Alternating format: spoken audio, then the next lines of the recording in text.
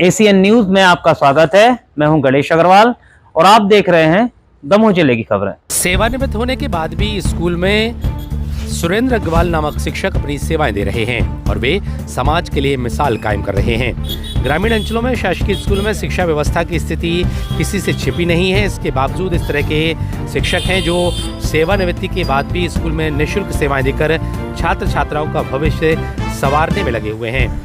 शिक्षक सुरेंद्र अग्रवाल विद्या के प्रति समर्पित हैं। हटा तहसील के मुख्यालय से लगे बिनती गांव में हाई स्कूल में निःशुल्क सेवा देते हुए वे कक्षा 9वीं से 12वीं तक के विद्यार्थियों को संस्कृत पढ़ा रहे हैं। शिक्षक सुरेंद्र अग्रवाल फरवरी 25 में सेवानिवृत्त होने के बाद हटा से करीब 5 किलोमीटर पैदल चलकर नियमित बिनती गांव के स्कूल पहुंचते हैं और सभी कालखंडों में अध्यापन कराते हैं।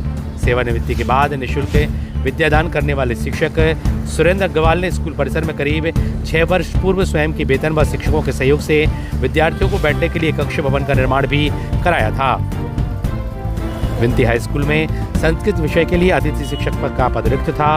विद्यार्थियों को भविष्य अधिकार में हो ना हो इसको लेकर के सुरेंद्र अग्रवाल के द्वारा अब निःशुल्क यहाँ पर सेवाएं देकर छात्र छात्राओं को पढ़ाने का बीड़ा उठाया गया है। पिछले दिनों स्कूल का निरीक्षण करने पहुंचे कलेक्टर ने भी उनकी सराहना की थी और क्या कुछ कहा था कलेक्टर ने, हम आपको सुनाते हैं। Bureau report ACN news.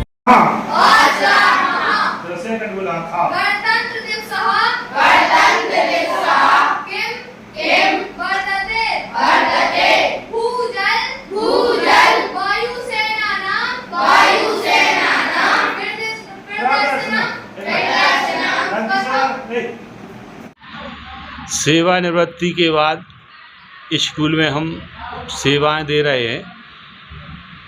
जैसे ही हमारा सेवानिवृत्ति का कार्यक्रम हुआ तो यहाँ पे शिक्षक की कमी थी संस्कृत पढ़ाने की, तो हमने कहा था कि जब तक संस्कृत का शिक्षक नहीं आता है हम पढ़ाते रहेंगे और प्रतिदिन शिक्षण करने में आनंद आता है।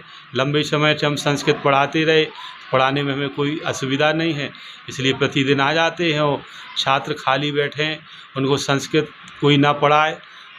बस संस्कृत हमारी देवभाषा है, उसका प्रचार प्रसार हो, इस भावना से भी हम प्रतिदिन स्कूल आते हैं ताकि छात्र संस्कृत के ज्ञान से वंचित ना रहें। कितने पीरियड सर इस समय आपको? इस समय हमें 5 पीरियड पढ़ाना पड़ते हैं, 6वीं से लेकर कक्षा 10वीं तक।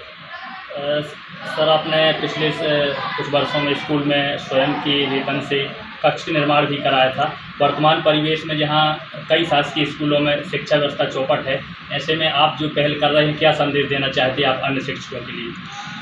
हमारा एक ही उद्देश्य रहा कि शासकीय कार्यालयों में कई प्रकार की कमियां रहती हैं। हम डिमांड करते हैं, कभी कभी पूरी हो जाती, कभी नहीं पूरी होती हैं, तो कर्मचारियों के अंदर एक भावना होनी चाहिए कि हम जन सहयोग से, स्वयं के प्रयास से इन व्यवस्थाओं को हल कर सकते हैं। यह दृष्टिकोण हमारा 6 साल पहले भी था और वह दृष्टिकोण हमारा आज भी है कि व्यक्ति इतना पराधीन नहीं है कि किसी ने मांग पूरी नहीं की तो हम कहें हाथ पे हाथ रखे बैठे रहें कि भाई ये मांग पूरी नहीं हो पाई इसलिए हम ऐसा काम नहीं कर पाए। उसका कोई ना कोई हमें विकल्प हल खोजना चाहिए, यह हमारा उद्देश्य रहा। इसी उद्देश्य को लेकर के हमने शिक्षकों से चर्चा की, सबके जन सहयोग से कक्ष का निर्माण संभव हो सका। सर आपके स्कूल में एक शिक्षक पदस्थ हैं सुरेंद्र अग्रवाल जी, वो सेवानिवृत्ति के बाद भी स्कूल आते हैं, सेवाएं दे रहे हैं। हाँ जी सर, श्री सुरेंद्र कुमार अग्रवाल इस विद्यालय से 28 फरवरी 2025 को सेवानिवृत्त हुए और उसके बाद उन्होंने स्वयं अपनी इच्छा व्यक्त की कि सर मैं अपनी सेवाएं निःशुल्क रूप से आपके विद्यालय में देता रहूँगा।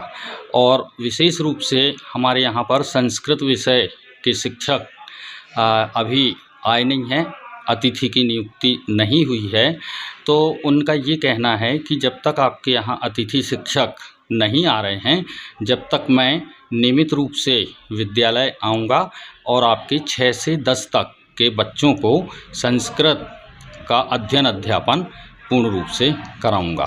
तो इसी क्रम में अग्रवाल जी समय से विद्यालय आ जाते हैं और बच्चों को संस्कृत विषय पढ़ा रहे हैं और निःशुल्क, यानी वो घर से जब आते हैं तो पैदल आते हैं, रास्ते में यदि कोई टीचर मिल जाए या कोई मिल जाए तो वो यहाँ विद्यालय तक छोड़ देता है और शाम के समय स्टाफ के साथ में वो चले जाते हैं।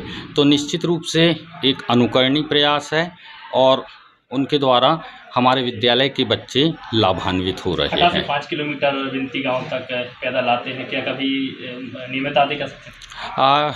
उनके आने का तो नियमित क्रम है और वो घर से पैदल ही निकलते हैं। यदा कदा रास्ते में यदि उनको कोई साधन मिल गया और किसी ने गाड़ी रोक ली, बैठा लिया तो उस पर बैठ जाते हैं और विद्यालय आ जाते हैं।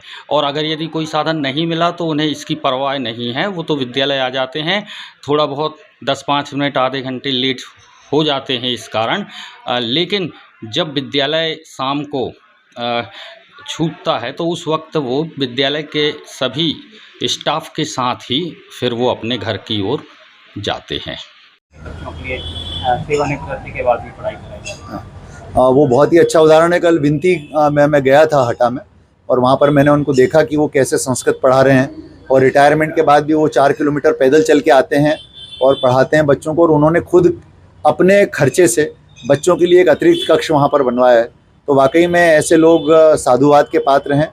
ऐसी पहल निश्चित रूप से अनुकरणीय है, उसकी जितनी प्रशंसा की जाए कम।